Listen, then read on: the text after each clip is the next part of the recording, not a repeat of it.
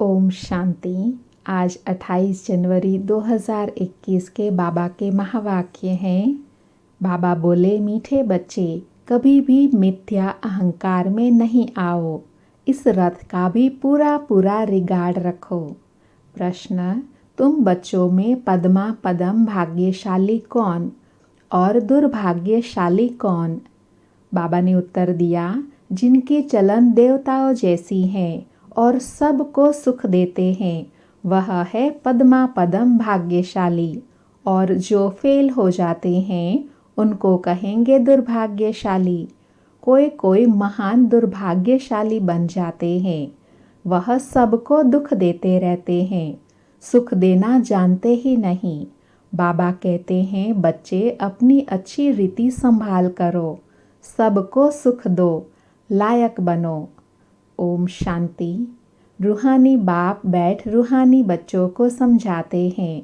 इस पाठशाला में बैठ ऊंच दर्जा पाते हो, दिल में समझते हो हम बहुत ऊंचते ऊंच स्वर्ग का पद पाते हैं।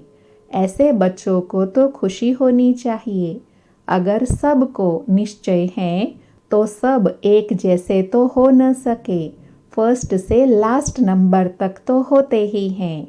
पेपर्स में भी फर्स्ट से लास्ट नंबर तक नंबर होते हैं। कोई फेल भी होंगे तो कोई पास भी होंगे।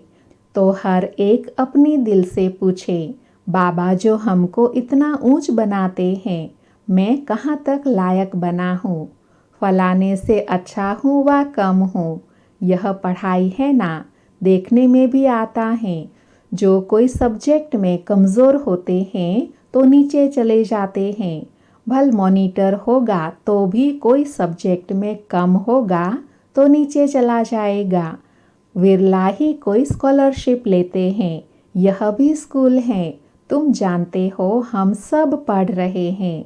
इसमें पहली बात है पवित्रता की। बाप को बुलाया है ना पवित्र बनने के लिए। अगर क्रिमिनल आय काम करती होगी तो खुद फील करते होंगे।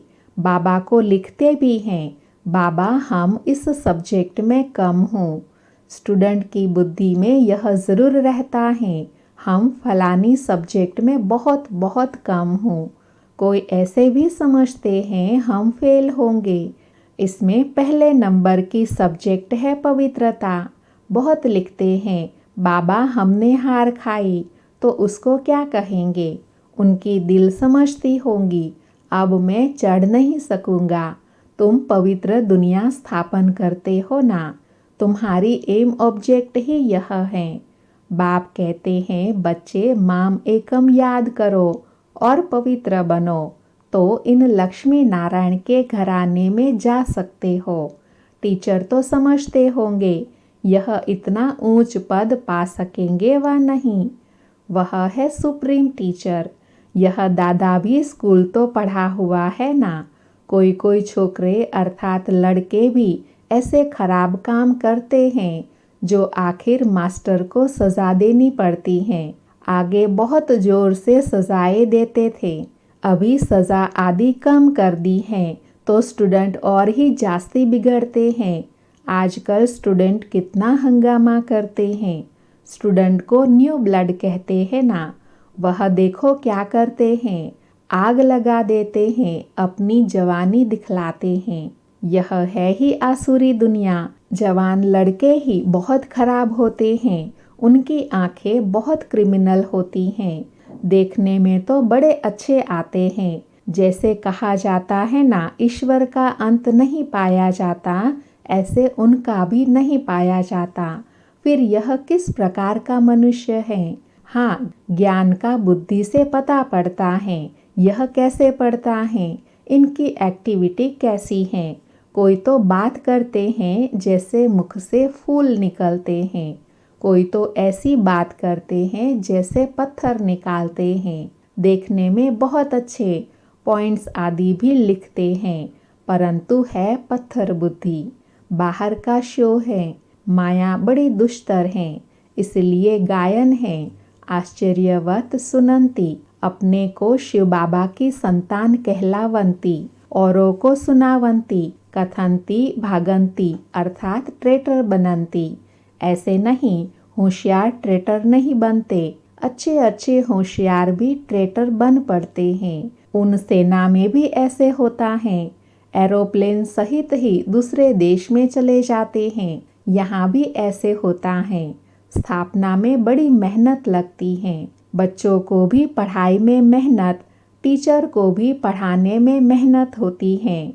देखा जाता है यह सबको डिस्टर्ब करते हैं।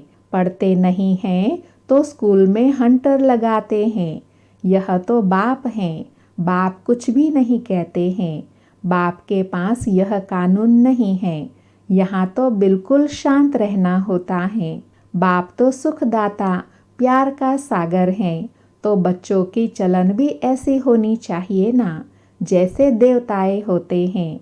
तुम बच्चों को बाबा सदैव कहते हैं, तुम पद्मा पदम भाग्यशाली हो। परंतु पद्मा पदम दुर्भाग्यशाली भी बनते हैं। जो फेल होते हैं उनको तो दुर्भाग्यशाली कहेंगे ना। बाबा जानते हैं अंत तक यह होता रहता है। कोई ना कोई महान दुर्भाग्यशाली भी जरूर बनते हैं। चलन ऐसी होती है, समझा जाता है यह ठहर नहीं सकेंगे, इतना ऊंच बनने लायक नहीं है। सबको दुख देते रहते हैं, सुख देना जानते ही नहीं हैं, तो उनकी हालत क्या होगी। बाबा सदैव कहते हैं, बच्चे अपनी अच्छी रीति संभाल करो। यह भी ड्रामा अनुसार होने का है, और ही लोहे से भी बदतर बन जाते हैं। सो भी अच्छे अच्छे कभी चिट्ठी भी नहीं लिखते हैं। बिचारों का क्या हाल होगा। बाप कहते हैं, मैं आया हूँ सर्व का कल्याण करने। आज सर्व की सदगति करता हूँ, कल फिर दुर्गति हो जाती है। तुम कहेंगे हम कल विश्व के मालिक थे, आज गुलाम बन गए। अभी सारा झाड़ तुम बच्चों की बुद्धि में है। यह वंडरफुल झाड़ है। मनुष्यों को यह भी पता नहीं है। अभी तुम जानते हो कल्प माना पूरे 5000 वर्ष का एक्यूरेट झाड़ है। 1 सेकंड का भी फर्क नहीं पड़ सकता। इस बेहद के झाड़ की तुम बच्चों को भी अभी नॉलेज मिल रही है। नॉलेज देने वाला है वृक्षपति शिव बाबा। बीज कितना छोटा होता है, उनसे फल देखो कितना बड़ा निकलता है। यह फिर है वंडरफुल झाड़। इनका बीज बहुत छोटा है। आत्मा कितनी छोटी है, बाप भी बहुत छोटा है। इन आँखों से देख भी नहीं सकते। भल विवेकानंद का बतलाते हैं, उसने कहा ज्योति उससे निकल मेरे में समा गई। ऐसे कोई ज्योति निकल कर फिर समा थोड़े ही सकती है। क्या निकला यह समझते नहीं। ऐसे ऐसे साक्षात्कार तो बहुत होते हैं, परंतु वो लोग मान देते हैं, फिर महिमा भी लिखते हैं।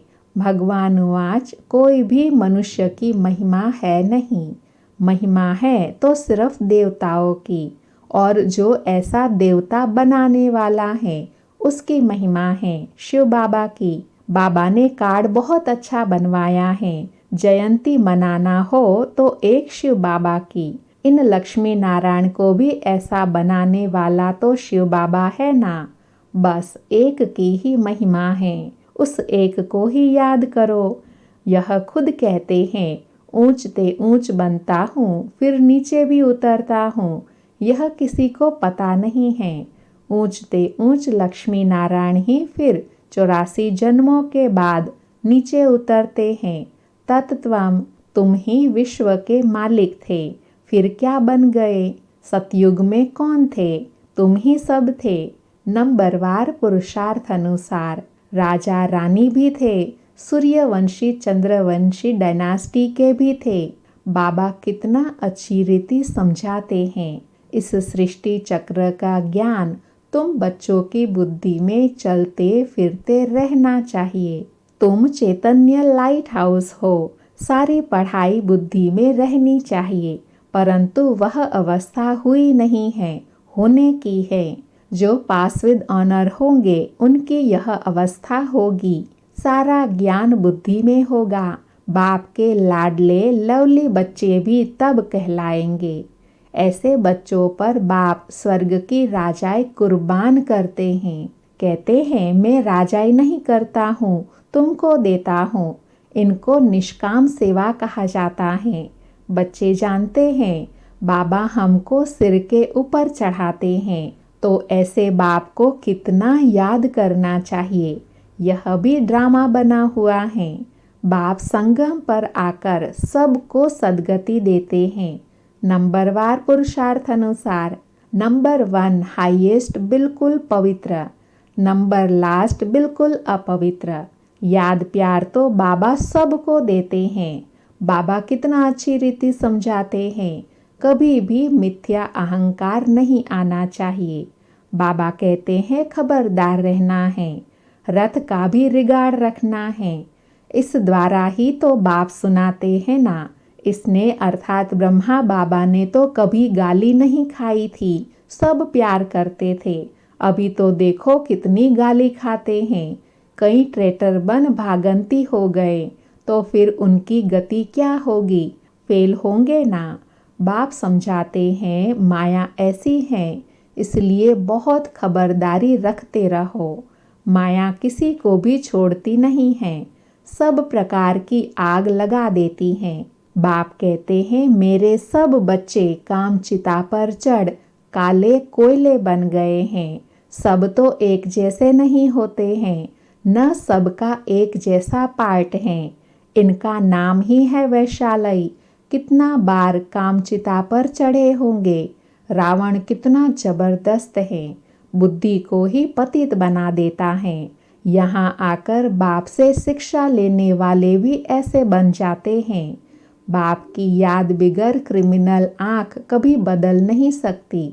इसलिए सूरदास की कहानी है तो बनाई हुई बात, दृष्टांत भी देते हैं।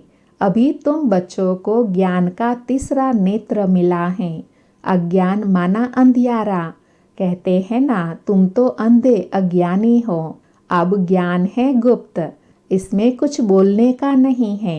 1 सेकंड में सारा ज्ञान आ जाता है। सबसे इजी ज्ञान है। फिर भी अंत तक माया की परीक्षा चलती रहेंगी। इस समय तो तूफान के बीच में है, पक्के हो जाएंगे, फिर इतना तूफान नहीं आएगा, गिरेंगे नहीं। फिर देखना तुम्हारा झाड़ कितना बढ़ता है। नामाचार तो होना ही है, झाड़ तो बढ़ता ही है। थोड़ा विनाश होगा तब फिर बहुत खबरदार रहेंगे। फिर बाप की याद में एकदम चटक जाएंगे। समझेंगे टाइम बहुत थोड़ा है। बाप तो बहुत अच्छा समझाते हैं। आपस में बहुत प्यार से चलो, आंखें नहीं दिखाओ।